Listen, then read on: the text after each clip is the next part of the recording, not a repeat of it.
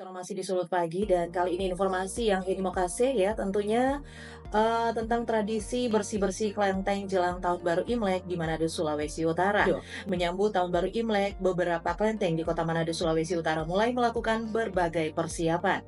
Seperti di kelenteng Hok Ten Cinsin di Pal 4 Kecamatan Tikala, sudah memulai kegiatan seperti sembayang dan pembersihan area kelenteng.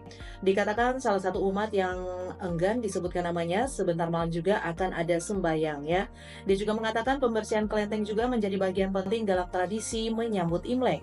Hal yang sama juga terlihat di kelenteng Tiong Tanli Guan Sui di Perkamil Pal 2 ya, di mana beberapa umat nampak beberapa di sekitar lokasi usai sembahyang dan pihaknya juga menjadwalkan pembersihan kelenteng pada minggu mendatang sebagai bagian dari persiapan menyambut Hari Raya Imlek.